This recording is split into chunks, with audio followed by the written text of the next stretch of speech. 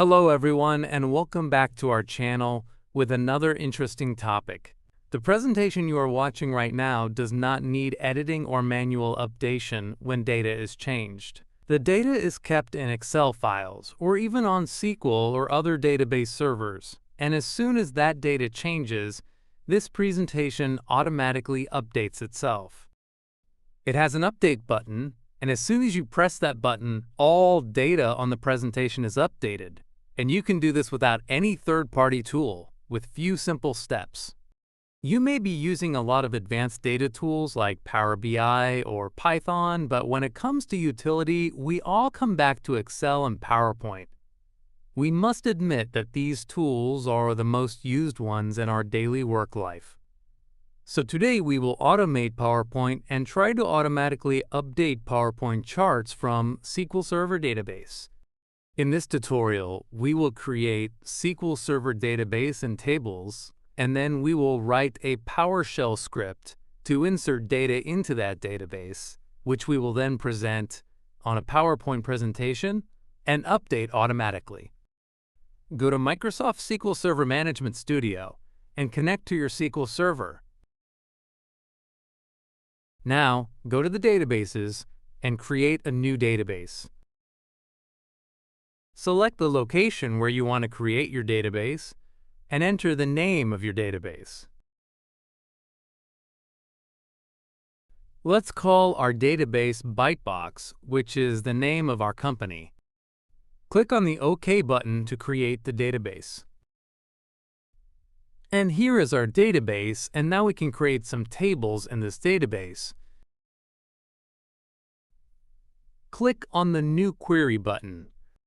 Write a query to create a sales table. The first row tells the system where to create the table. The Create Table command creates the table. Here we are going to create a sales table with the columns mentioned here, along with their data types. Now click on the Execute button to execute the query. This will create the table in the database. Go to the Tables section in your database and refresh it. And here is your sales table that you have just created with all the columns listed in the query.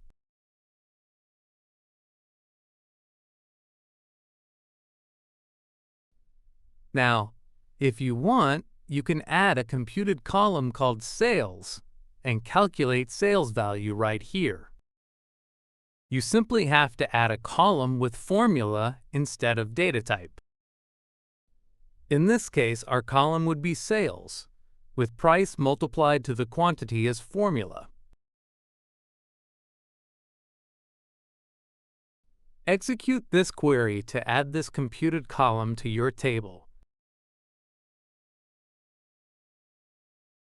We have a date column that stores date, but if you also want to store time, you can change its data type to datetime instead of date. We can use alter column command to change the data type of a column.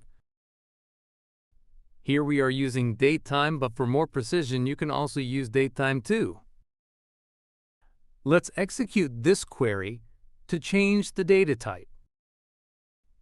And now you can see that the data type has changed to datetime. Now you can use the select command to see the data inside this table, which is currently empty, as you can see in the output window. Normally in an organization, you would update this table from your main organization database or from a system that records transactions. But here for demonstration, we will use PowerShell script to update data in this table. So instead of writing the PowerShell script ourselves, we asked Gemini to write one for us. Initially, it entered 100 transactions, which we asked it to change, and enter 1 transaction per second till we stop it. Then we asked it to enter date and time instead of simple date. Finally, our script is now ready, and when we will run it, it will look like transactions are being added to our system as if people are purchasing stuff. We have placed this code inside a text file and changed its extension to PS1. Let's run this file with PowerShell. And as you can see, transactions are being entered 1 per second. We can go to the SSMS and execute the select command to see the data being updated live.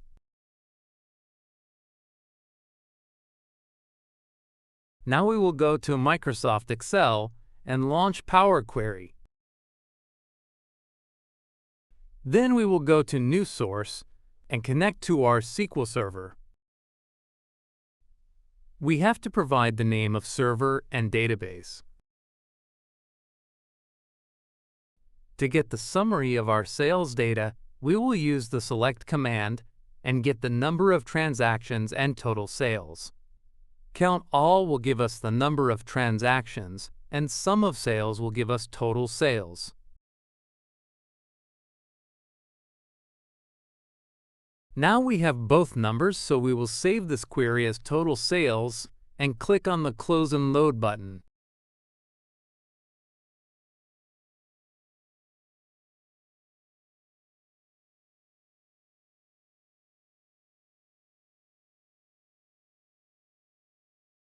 This is a portion of our first presentation slide, the total number of transactions and the total sales. Format this table in any way you like, and remember, it will appear exactly the same way in your presentation. Now let's go to our presentation, select a design, and add a title. You can design your own, but we will not get into that today. Today our focus is on automation. Now we will add our first slide where we will display our summary data.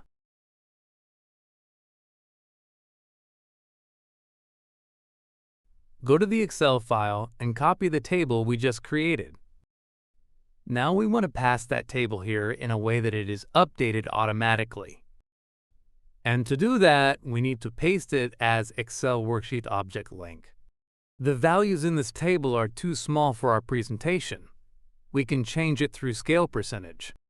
Go to the shape format, then to the size, and change the scale percentage. We have used 200%, but you can use anything you want. Now, since our presentation design color is blue, let's change the color of the table to blue as well. Now we have matching design. Now, let's add a chart by going back to the query editor.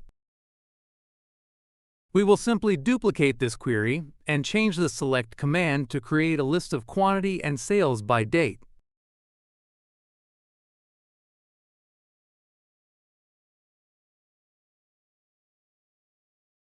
Let's rename this query and call it historical.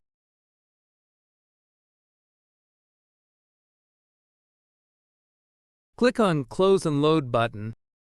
However, this time we don't want a table, instead we want a pivot chart, therefore let's load this query into a pivot chart.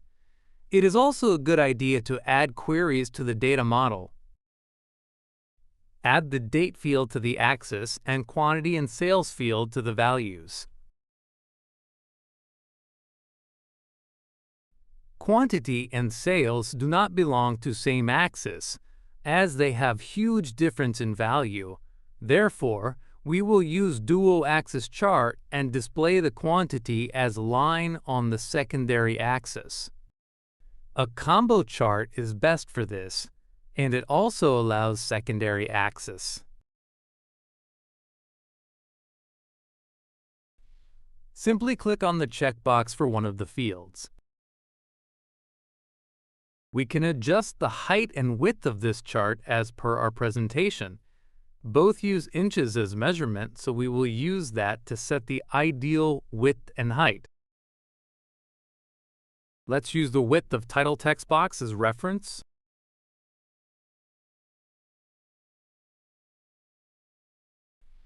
And set the width of our chart accordingly.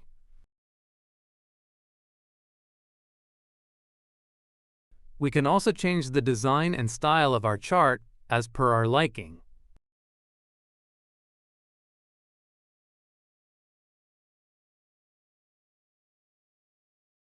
Let's remove some from both of these titles.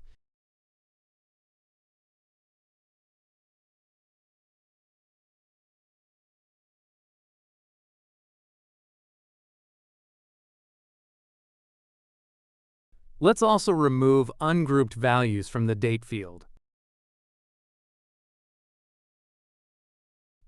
And finally, just like before, let's copy this chart and paste it on our slide as Excel object link.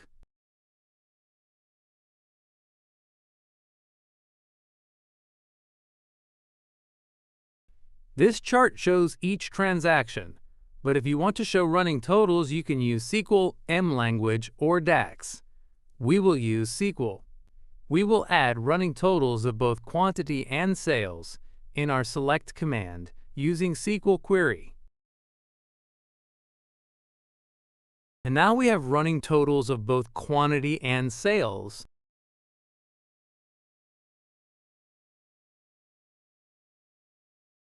We can either create another chart or replace this one with the running total fields.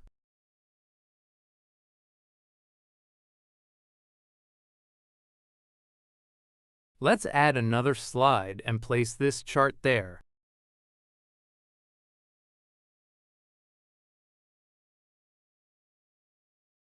Let's add a title to this slide. To add our next chart, we will go to the Query Editor and create a duplicate of the Total Sales query. Let's rename this query to Summary. Now we want to summarize transactions, quantity, and sales by product, brand, channel, method, and location. So we will modify the query accordingly. Don't forget to add these fields to Group By. Now click on the OK button, and it seems we have made a spelling mistake. Let's correct it and continue. And here is our summary table. All remaining charts will be based on this table. We do not need this table, but we need to add this query to our data model because we're going to use it in multiple visuals. Let's delete these extra sheets and create a new one for our pivot chart. Let's add a pivot chart.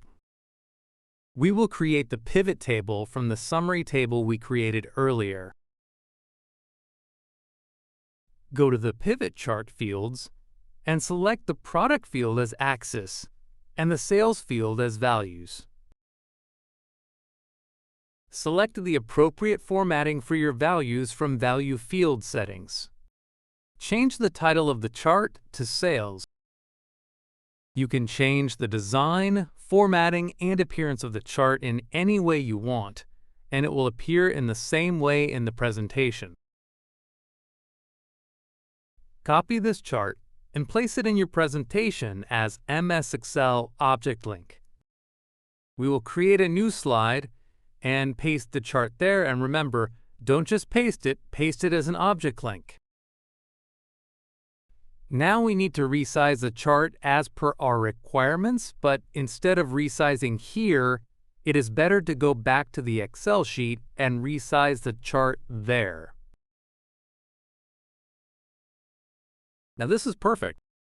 Let's rename this sheet as Product Sales. Create a duplicate of this sheet for our next visual. Let's call this sheet Product Quantity. Change the title of this chart to Quantity. Then replace the Sales field with the Quantity field from the Summary table as Values. Change the title and the formatting of the Quantity field using Value Field Settings. Now copy this chart as well and paste it on the slide as MS Excel Object Link. This is perfect. Now change the title of the slide to Sales by Product. Congratulations, you have just nearly completed your first dynamic, automatically updating presentation. Now just keep creating duplicates of your Excel sheets. Change axis fields to branch. Keeping both sales and quantity field unchanged, create a slide for sales by brand and paste those charts there. Similarly, create slides for channel, method, location, etc., and place their relevant charts on there.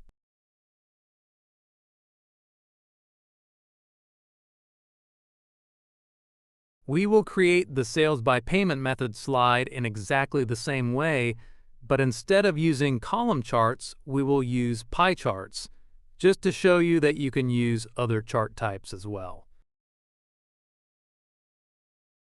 And finally, we have completed our presentation, which we can run now.